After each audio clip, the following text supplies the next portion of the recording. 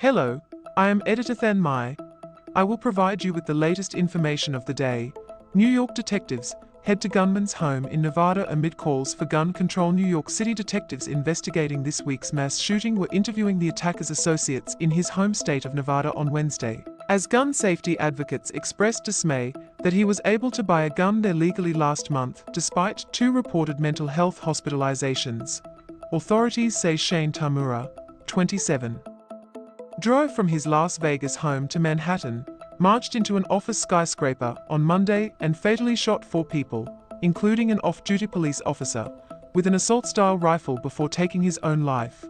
Tamura legally purchased a revolver in Nevada in June at a gun store, New York police said, even though, according to multiple news reports, he was hospitalized under an emergency mental health crisis hold in 2022 and again in 2024. The details of those episodes were not known. Authorities have said Tamura carried a note on Monday in which he claimed he suffered from chronic traumatic encephalopathy, or CTE, a brain disease linked to football and other contact sports that can affect behavior. The disease can only be confirmed after death. New York City's medical examiner said in an email that Tamura's brain would be examined as part of a complete autopsy, but did not say whether it would be screened for CTE. Tamura, who shot himself in the chest on Monday, bought the rifle he used in the attack from a supervisor at the casino where he worked for $1,400, CNN reported on Wednesday, citing law enforcement sources. Nevada law requires private gun sales to go through a licensed firearms dealer and include a background check, whether he obtained the rifle legally or not. Advocates for stricter gun laws said the case showed a need for tougher regulations nationwide, especially for people with mental health problems. It is horrifying that a man with documented mental health struggles was able to purchase a weapon, let alone a weapon of such devastating capability, New York City mayoral candidate Zohran Mamdani told reporters on Wednesday, urging a national ban on assault rifles. New York is one of 10 states that bans such weapons.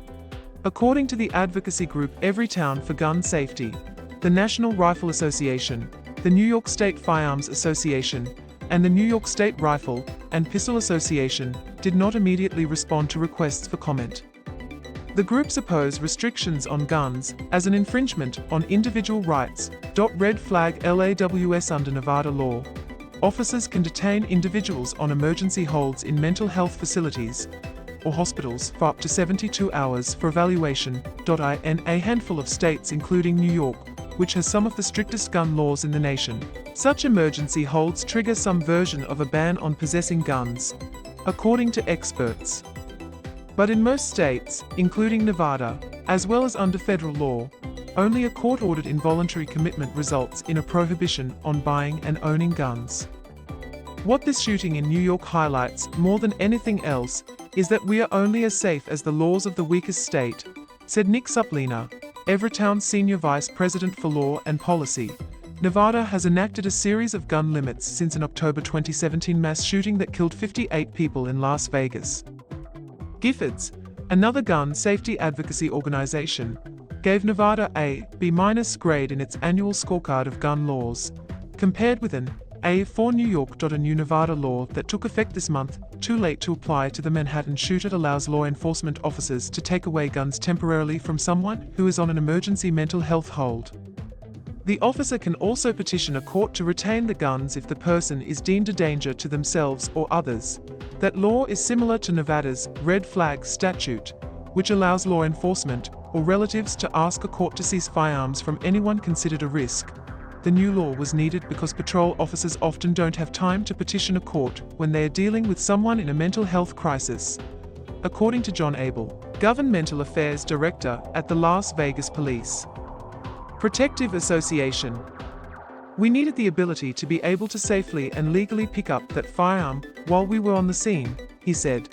Had the new law been in effect in 2022 and 2024 when Tamura was placed under mental health holds, officers could have temporarily impounded his firearms. But he would have been able to pick them up from the police station once he was discharged from the hospital.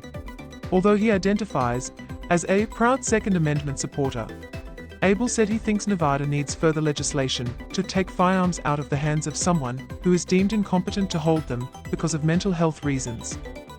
21 states have enacted red flag laws.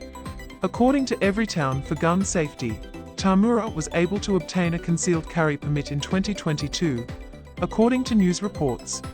Although it was unclear whether he did so before or after his first hospitalization, his permit would have allowed him to buy the revolver last month without a background check under state law. Please like and subscribe to wait for the next information. Goodbye and see you again.